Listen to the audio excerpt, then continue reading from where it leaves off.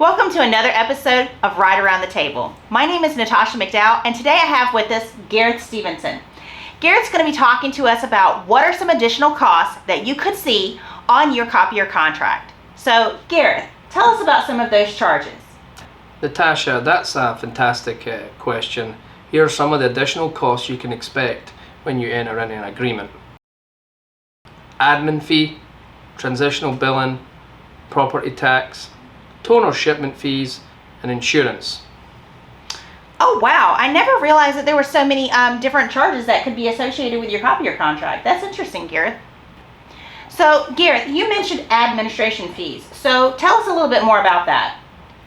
Yeah, so it's a one-time documentation or administration charge that the leasing provider will charge you for setting up your account for administrative duties regarding like paperwork and stuff like paperwork and billing and stuff so like it's kind that. of like an office charge. Okay, and so what happens if I'm actually purchasing my machine and not leasing it? Great question. So if you purchase, then the administration fee is not applicable. Oh, okay, very good. And why is that? Because they're not setting up the contract for the lease. It's just a maintenance that's billed by probably your vendor. Oh, I see. So there's less paperwork for them, Yes. So there's no need for that charge. That makes perfect sense. That's correct. Very good.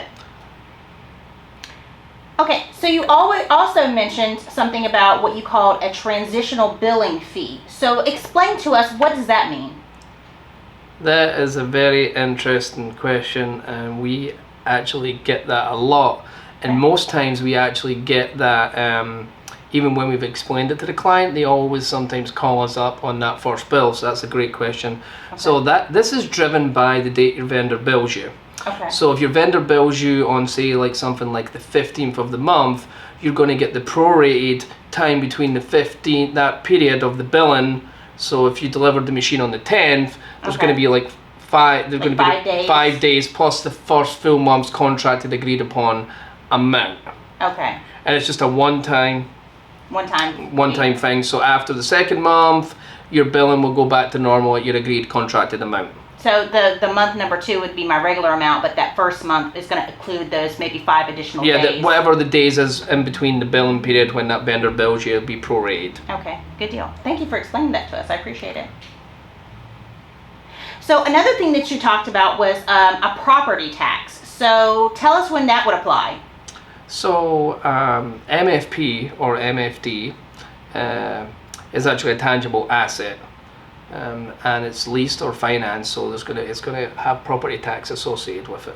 Okay.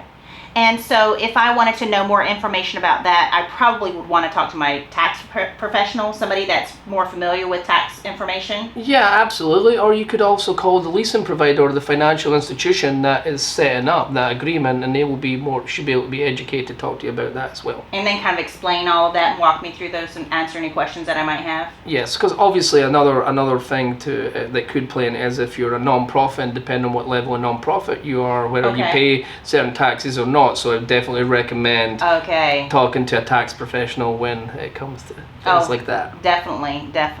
Well, that's good information to have. Thank you for telling us about that. So Gareth, you mentioned to us that there is a toner shipping fee. So can you elaborate on that a little more for us? Yeah, sure. That's another great question. So traditionally in our industry, when it pertained to shipping toners to clients, some vendors charged for that already. Oh, okay. But one of the things that's changed obviously during the pandemic or pre-pandemic and COVID is, there's been a lot of increased charges for processing, handling supplies, and ensuring they can get there next day.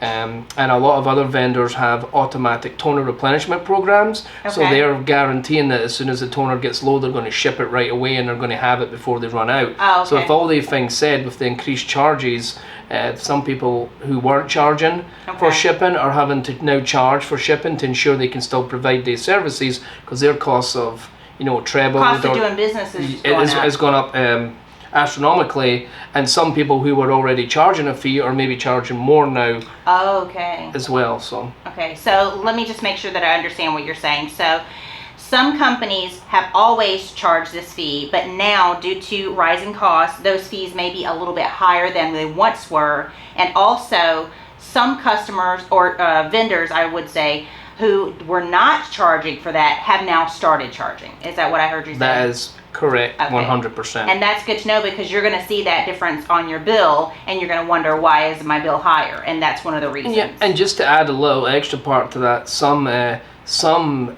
vendors charge a one-time fee, meaning that it's a flat fee per month, and Okay. other vendors charge whenever they ship a toner. So it depends on the So contract. that could even vary Yes. between the different providers that you have. Yes. Okay, so that's good, something good to watch out for. Okay, well, thank you for telling us about that. I didn't even know that was a thing. Very good. So Gareth, the last point that you mentioned was insurance. Can you explain to us, why would I have to have insurance on my printer or my copier? Yes, another great question, Natasha. So whether you purchase or lease a multifunction device, you want to ensure that that asset is protected, right? Okay. And covered in the event of any unforeseen accidents or disasters. Like fire, or somebody breaking into my business, maybe? Yeah. Okay. Or just maybe a water damage, some water damage with all the true. rain in Florida. We live in Florida. Yeah. Some water damage, Lot of or water. maybe outage issues, or Sure. power. So Okay. Yeah, especially I would think that if it's being leased, I would definitely want to make sure that it's being covered, because and don't some people even require that you have it under some kind of insurance if it is being leased? yeah, yes, another great point, Natasha. So leasing companies on your first bill will always offer you their insurance. Oh, okay. So you can actually accept that. Okay. And obviously that's an additional cost again to your bill, or you can put it under your business insurance and list it as list the leasing company as a as a leasee Okay. of the machine, so they would be covered in the event anything did happen. So I don't necessarily have to take the insurance from the leasing company. I have the option of putting it under theirs or under my own business. I have that choice, but it should probably be covered somewhere. Yeah, yes. Okay. You have that choice, and I'd highly recommend it is covered by the leasing company or under your own. Some leasing providers actually stipulate if you're not taking their insurance, then you have to provide them proof that it is insured under another party. Oh, so I have to provide proof. Okay, good to know. Great. So thank you again, folks, for joining us on this episode of Right Around the Table. I hope you've learned some valuable information, and Gareth, thank you for sharing with us all of these additional charges that we might see on our copier contract. As always, Natasha, it was a pleasure sharing some knowledge and education with our current clients and potential new clients. Okay, definitely. And folks, join us next week as we continue to talk about even more additional charges that you might see on those copier contracts. Until then, have a great day, and this has been Right Around the Table.